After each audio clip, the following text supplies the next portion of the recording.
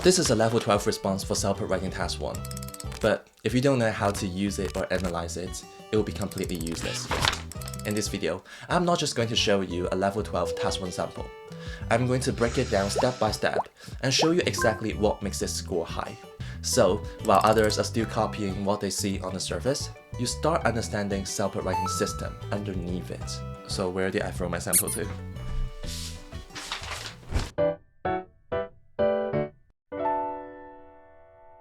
Let's take a look at the sample first. This is a level 12 response to a real Task 1 question. Don't try to analyze it yet, just read it once and get a real feeling. You may pause the video here. Now, when you look at this, it feels normal, right? There's no extremely advanced vocabulary, the sentences are not too complicated, nothing here looks impressive in the way most people expect. So, here's the question. Why does this score the highest level? And more importantly, would you be able to write this under time pressure? This is exactly where most candidates get stuck. Because when we are looking at it, we don't see what actually makes it work. We only see the surface. So, let's break this down properly. And I'll show you the exact system behind it.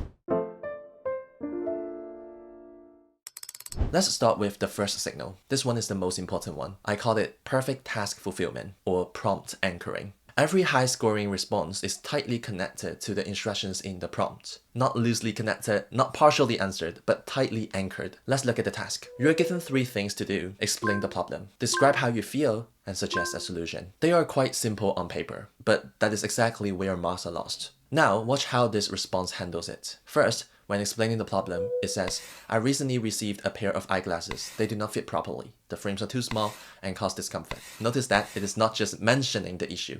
It is clearly explained every specific detail. Second, describing feelings. I must admit that I'm quite frustrated. I expected a higher standard of service. This is not just saying I'm unhappy. It shows emotion and explains where it is coming from, and it matches the situation perfectly. Thirdly, suggesting a solution. It says, I would appreciate it if you could provide a prepaid return label and I would like to request a refund or credit. Notice this carefully. This is an actual clear request, not some vague statements or indirect hints. This is what full mark completion looks like.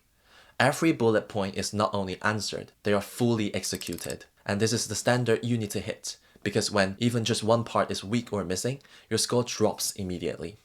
So when you write, you don't just ask yourself, did I mention everything? You need to ask this instead. Did I fully complete every instruction by developing relevant details? Remember, the key word is details, not ideas, because ideas is given in the prompt already. It's the detail that you need to produce more. This is the key difference between a level 7 and a level 9+ response. Now let's take a look at the second signal, tone control. This is one of the reasons the response feels so right when you read it. But here's the problem. Many candidates don't actually control their tone. They simply just guess. And that leads to 2 common mistakes. Either the email sounds too aggressive, or it sounds too casual. This response, however, stays polite, and we call it more than professional, but still very firm in the tone. Let's look at how this is done. Right at the beginning, I am writing to express my disappointment regarding something. This is the most widely useful opening in any emails. I am writing to, plus a concise verb and the context. This is something that you really have to learn up, because if you want to do better in Task 1, you need to identify the purpose of writing so thoroughly, and you need to state it crystal clear right at the beginning. Here's a table of all the most common email purposes you may encounter in CELPIP writing task. Capture it and start learning right now. Back to our level 12 samples. As you should see, the opening is clear, controlled, not emotional and rude. And then later it says, I must admit that I am quite frustrated. Now, one struggle we may also face is that we don't know how to complain or show frustration in a controlled and polite way. And I know you're asking that because complaint email is one of the most common email purposes we'll see in CELPIP. So how do we soften our tone? It's actually quite easy. We add something called softener. When you notice the phrase, I must admit, it is exactly the softener that softens the tone. You are expressing frustration still, but in a controlled and polite way. And when it comes to the request, I would appreciate it if you could do something. This is also very important because you're not demanding, you're not being bossy by saying you must fix this for me right now. You're making a firm but polite request. A strong tone control looks exactly like this. Here's another table I'm giving away. Common tone softeners you can use to soften your expressions and make it sound more high score ready in CELPIP writing. Now, let's move on to the third signal, detail development. I know, it sounds off. Detail development is quite unfamiliar because we hear idea development much more often. But when I reminded you earlier, idea is already decided and provided. It is really detail that we need to write more in CELPIP writing. What I see happens all the times is that some responses start to feel weak even when the grammar is correct or perfect, exactly because they lack details, because ideas are not developed. A simple rule that you could remember is this: don't call a problem, say what it is exactly. Now look at this example again. Notice something. It does not try to say a lot, but everything it says is fully developed. Take the problem. It doesn't just say the glasses have some problems or the glasses don't fit. It adds details, and details don't have to be advanced vocabulary at all, by the way. Too small, it causes discomfort and dizziness after a few minutes of using it. So each detail builds a clearer picture. Now, look at the feeling. It doesn't just say, I'm unhappy. It explains why.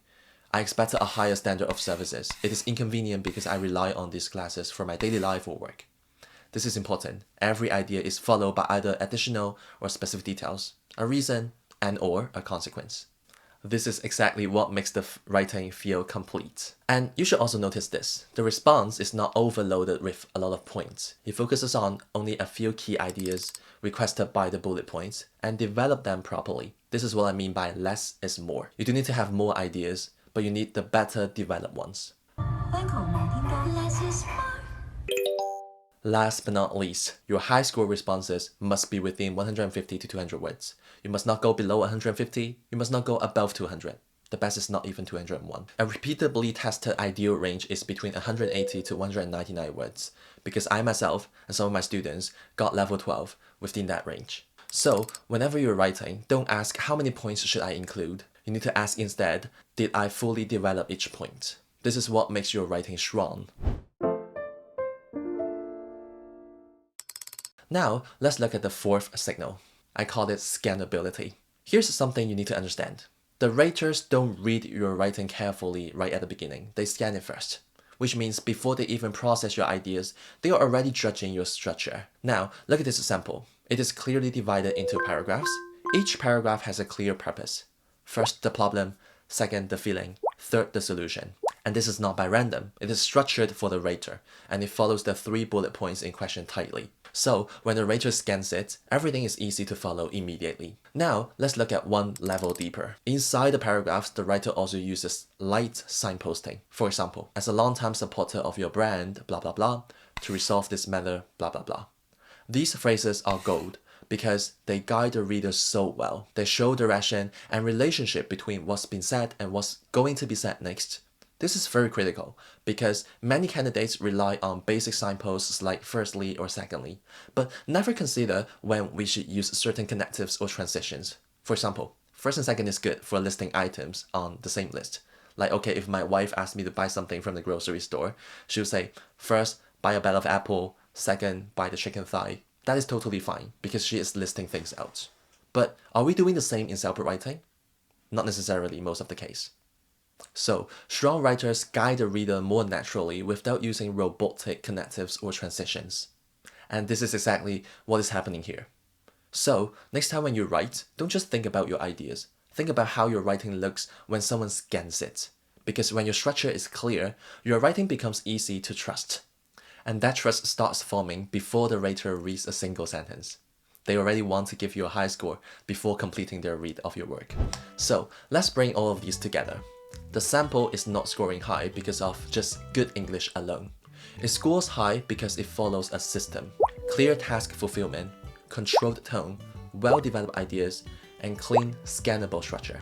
Once you start writing with these signals in mind, task 1 becomes much more predictable. And here's what I recommend you to do next. If you haven't already, click description below this video and download my CELPIP strategy PDF. Many students have emailed me after using it and told me their score improved even from just this free material I'm sharing. And if you want more structured guidance, I'm reopening my CELPIP Writing Cohort as well. Several groups of students have already joined, and I have also received a lot of emails asking if there are still spots left. So in light of the demand, I'm opening more new cohorts. But remember, it will not last forever.